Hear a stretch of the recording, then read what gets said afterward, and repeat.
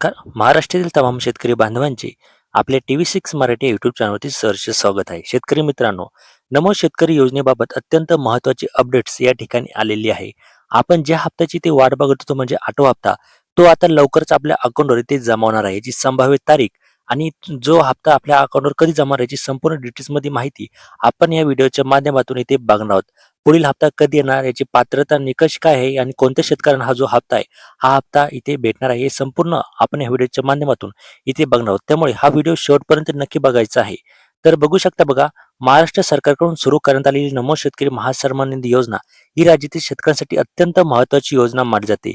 या योजनेद्वारे पात्र शेतकऱ्यांना वर्षाला 6,000 रुपयांची आर्थिक मदत दिली जाते. ही रक्कम थेट शेतकऱ्यांच्या बँक खात्यात जमा केली जाते.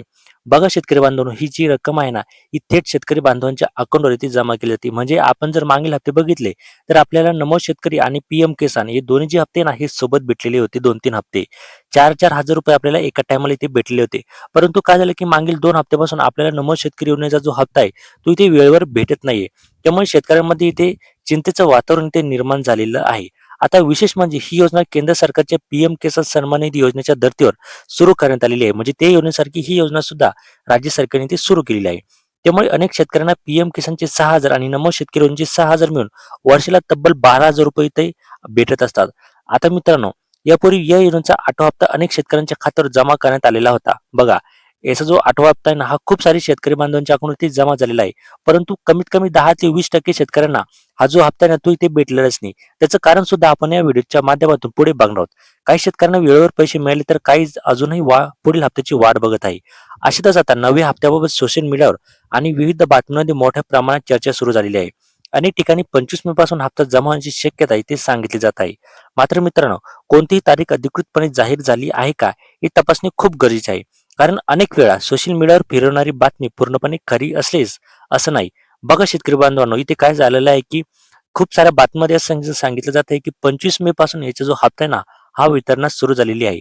परंतु या ठिकाणी मी तुम्हाला सांगू इच्छितो, अजून कोणताही ऑफिशियली जी बातमी असते ती या ठिकाणी आलेली नाही. सोशल मीडियावर प्रत्येक फिरणारी जी बातमी आहे ती खरीच असेल असं गृहीत धरायचं नाहीये. जर सरकारकडून निधी मंजूर झाला तर लाखो शेतकऱ्यांच्या खात्यावर एकाच वेळी पैसे जमा केले जाऊ शकतात. यासाठी हजारो कोटी रुपयांच्या निधीची तरतूद केली जाते. त्यामुळे राज्यातील शेतकऱ्यांमध्ये उत्सुकता वाढलेली आहे. विशेषतः ज्यांची पीक नुकसान झालेले आहे किंवा आर्थिक अडचणी आहे, अशा शेतकऱ्यांसाठी हा हप्ता खूप महत्त्वाचा ठरणार आहे. मात्र मित्रांनो, कोणत्याही शेतकऱ्यांना हप्ता मिळण्यात अडचण येऊ शकते, हे सुद्धा समजून घेऊया. सर्वात महत्त्वाची गोष्ट म्हणजे ई-KYC. बघा, जर तुम्ही ई-KYC तुमची पूर्ण नसेल तर तुम्हाला हा हप्ता इथे भेटण्यात अडचण येऊ शकते. जर तुमची ई-KYC पूर्ण असेल तर तुमचा हप्ता इथे अडकू शकतो.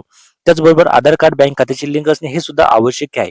अनेक वेळा आपले जे बँक खाते असते ना, हे ऍक्टिव्ह नसते. त्यामुळे आपल्याला काय होतं की जो हप्ता आहे तो इथे भेटत नाही.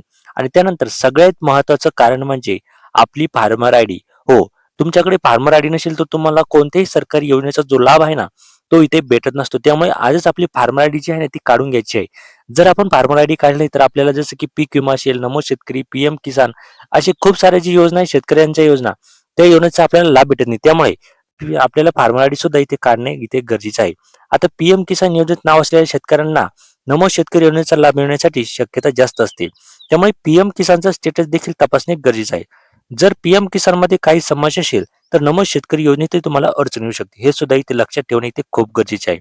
आता मित्रांनो, अनेक शेतकरी असा प्रश्न विचारत आहे की हप्ता खात्यात जमा झाला की नाही, हे कसं तपासायचं? तर यासाठी तुम्ही तुमच्या बँकेचा मेसेज तपासू शकता. तसेच पासबुकची तुम्ही एंट्री करून ते सुद्धा तुम्ही तिथे तपासू शकता. काही वेळा पैसे जमा होण्यासाठी 2 ते 3 दिवसाचा इथे वेळ लागतो. त्यामुळे एका दिवसात पैसे आले नाहीत म्हणून तुम्ही घाबरायचं नाही. थोडी इथे वाट बघायची आहे. आणि आणखीन जर तुम्हाला काही समस्या असतील तर ते तुम्ही आम्हाला कमेंटमध्ये विचारा. तुमच्या कमेंटला मी पूर्णपणे रिप्लाय देण्याचा प्रयत्न करत असतो. तर चला, भेटूया पुढच्या नव्या व्हिडिओमध्ये. तोपर्यंत धन्यवाद.